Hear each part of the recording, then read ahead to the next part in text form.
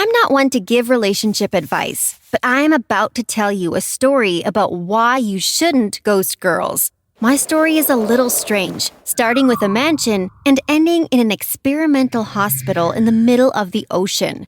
I'm about to share the biggest story ever. This is about the wild ride of how my dead boyfriend mysteriously rose from the dead with an entirely different face. Sounds crazy, right? But it's 100% true, and I promise it is worth it to reach the end. First though, don't forget to like this video and subscribe to the channel. If you do, you'll meet the love of your life in 7 days. I knew the moment I met Heath, he was going to be the love of my life.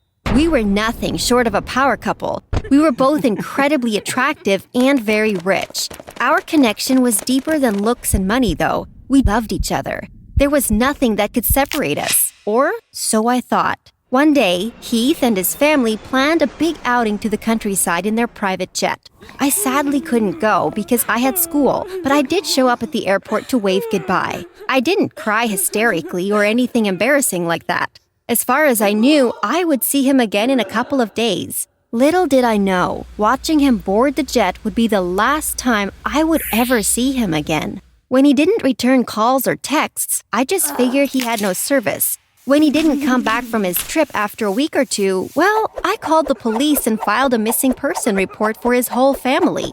No one had heard anything from any of them this whole time. It was strange, so they sent out a search party. But I was not prepared for what the investigations found, or I guess, more correctly, what they didn't find. I'll never forget the night the police came to me. It was about 3 a.m. and I was up all night unable to sleep. When I heard the knock on the door, I immediately ran over thinking that this was going to be good news. Oh, I could not have been more wrong. "Are you Edna?" the officer asked. I nodded and asked them what they found. "You may want to sit down for this, ma'am," the other officer responded with a sad look on his face. They explained that they found the wreckage of the private jet. Apparently, it had crashed into the middle of the woods and exploded, far away from any civilization. I don't remember so much after that because I spent the next few weeks crying pretty much 24/7. I neglected school and didn't show up to work. I was incredibly depressed for a long time. There was a part of me that felt like my life's purpose had ended. There was another part of me that refused to accept that Heath died. I spent so much time researching the accident and trying to find any trace of him. At first, my parents and friends were incredibly understanding. Everyone grieves differently, and this was my way. They thought I would grow out of it. Here's a fun fact for you. Have you ever heard about Hachiko? Hachiko was a dog that used to meet his owner at a train station every day after work to pick him up. When his owner died one day, Hachiko continued to try to meet his owner every day for years after his death. Okay, so that wasn't really a fun fact, but it's that kind of loyalty I had for Heath. It's not like I could just forget about him, right? Well, my mourning grew obsessed, and my friends and family went from being sympathetic to concerned. I became that sad, crazy woman stuck crying over some dead high school sweetheart. Before I knew it, I lost 10 years of my life waiting for some miracle to happen. My parents told me that I was still in my prime and I should really work on getting past this. I was a young, pretty, kind woman who deserved happiness. You know, they were right. I decided I would make the first step in the new direction. In order to let the new Edna grow, I decided to give myself a fresh start. I moved far away in the country, a place where no one would know me and I could really make a new life there. I guess I just wasn't ready to get rid of the past just yet. My first few days in my new town were so freeing. No one stared at me with sad eyes or anything. I decided to go to the local diner to get myself a well-deserved snack. I was about to get a lot more than a milkshake though. When I sat down at the table, a super attractive guy about my age waited on me. I was a little tongue-twisted for a moment. I couldn't stop staring into his eyes.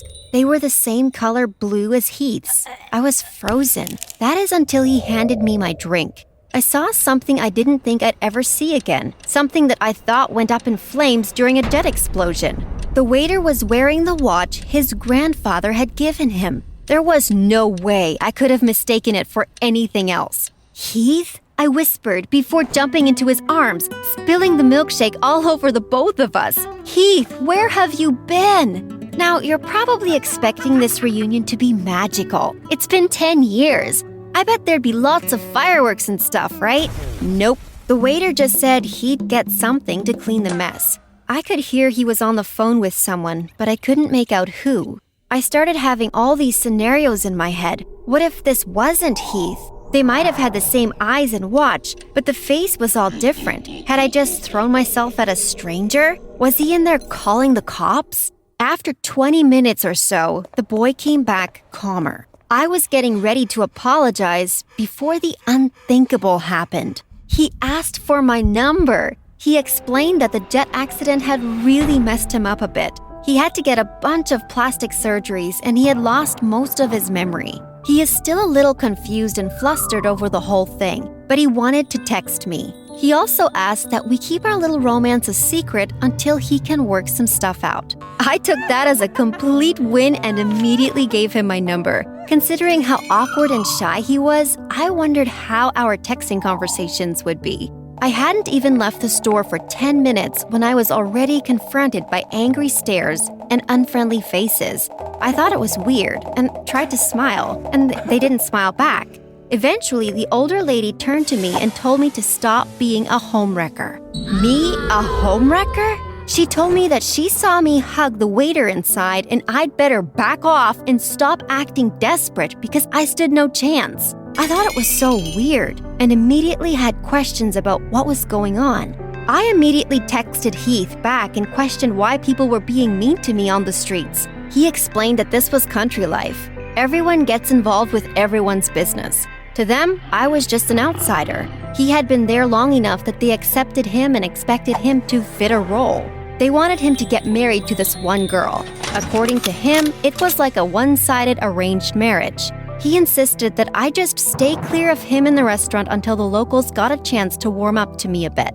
I thought it was so weird, but we weren't from the country, so who were we to judge? I was worried how it would turn out, being this was the start of our relationship, but that was actually the only rocky road. To my surprise, they were amazing. He seemed to remember much more than he let on. I was pretty much glued to my phone. I caught him up to everything in my life and we went right back to our romantic ways. Just because we were romantic doesn't mean everything was great though. This one girl constantly seemed to watch me no matter where I was. I had no idea who she was, but I could tell she hated me. I started to have issues with my plants being ripped up and rotten eggs thrown at my window, and I think it was all her. It kind of freaked me out and I just wanted Heath and I to get past this. I begged him to let us be together, but he kept insisting it was better over the phone for now. He was shy and wanted to work on himself.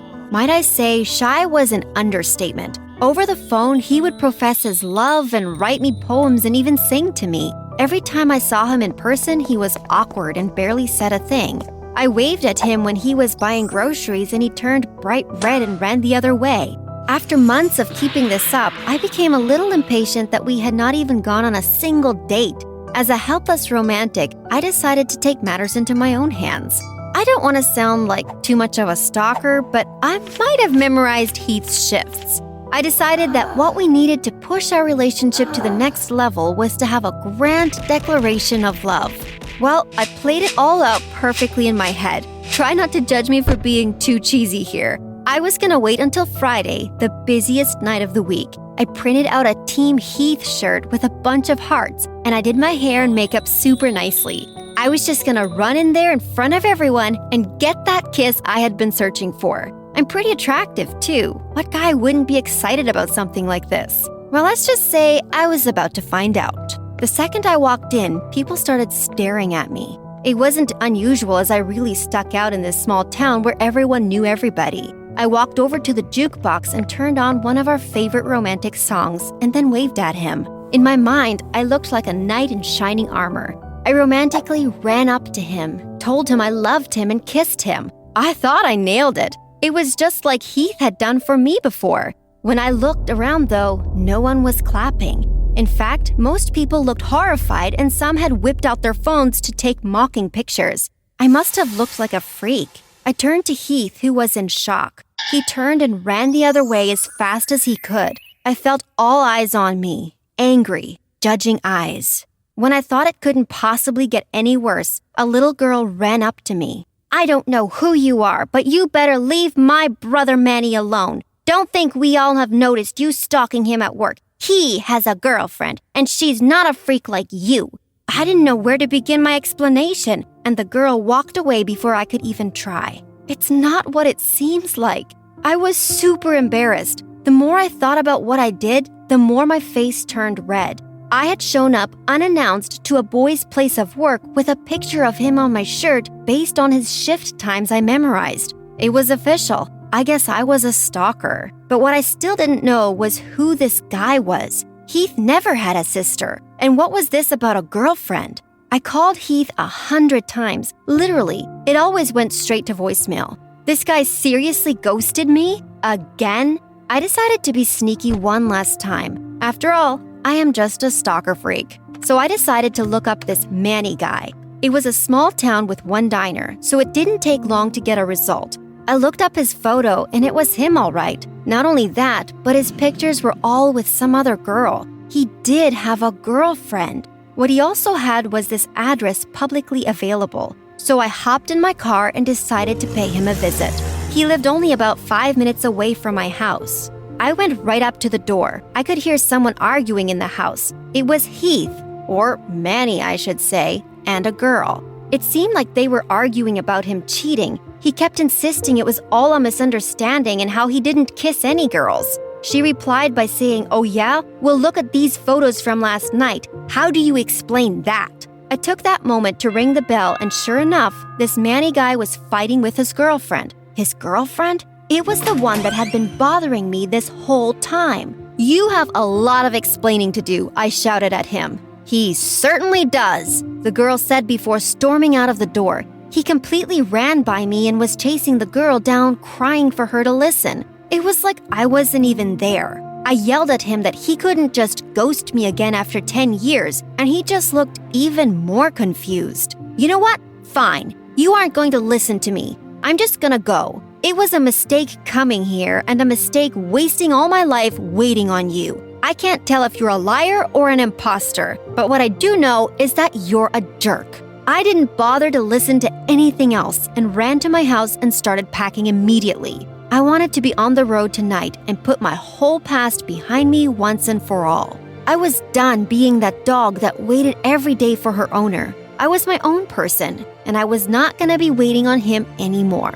I got back to my house and it was covered with graffiti and garbage. As I walked up to unlock my door, this old woman shouted "shame" at me from her porch. Leaving tonight was probably the safest option. As I was on the road, I got bombarded with calls, all from Heath. I pulled over to the side of the road and saw I had about 30 voicemails and 50 texts. I answered the next call rather meanly. "You shouldn't keep messaging someone if you know they're on the road," I snapped at him. "Look, we need to talk about everything," he pleaded. "Talk about what? How you're a liar?" "Please, Edna. I haven't been honest, but I promise it's not in the way that you think." He gave me an address and asked me to meet him there. I figured at this point, what did I have to lose? The address was pretty far away. It took about 30 minutes to get there. It was a small little cabin in the woods. Nothing too fancy or bad. I took a deep breath and went right up to the front door. I didn't even have to knock as the door opened as though I was being expected. I was greeted by a blue-eyed boy about my age in a wheelchair. He had aged a bit and there were some burn scars on his arms, but there was no doubt that this was Heath. "I never wanted you to have to see me like this," he said, rather embarrassed. I broke down in tears and hugged him. As it turns out, the story Manny told me wasn't so far off. Heath was thrown from the plane before it crashed and burned. He immediately dragged himself over to the wreckage to try to pull his parents out. Unfortunately, before he could get there, it exploded, burning his arms and flying him into a tree, paralyzing him. A family found him and brought him to a hospital, but he had lost some of his memory. He had been living with his friend Manny this whole time. He traded him the very expensive watch for this cabin in the middle of the woods. "Why didn't you call?" I pleaded. "I would have accepted you. I didn't get my memory for anything back for a while, and then when I did, it didn't seem fair to pull you into this life. I assumed you moved on. You are quite a catch." He explained that Manny had called him after I spilled the milkshake on him and asked him what he should do. He instructed Manny to give me Heath's number and just let him see where it goes. I couldn't resist talking to you, even if it was selfish on my part to drag you into this mess. He might have been in a wheelchair and a little worse for wear, but he was the man I fell in love with over a decade ago. We kissed, and that was that. Heath and I ended up moving back to my home city, and he's been seeing some top doctors. They think he might even walk again. True love was worth the wait in the end.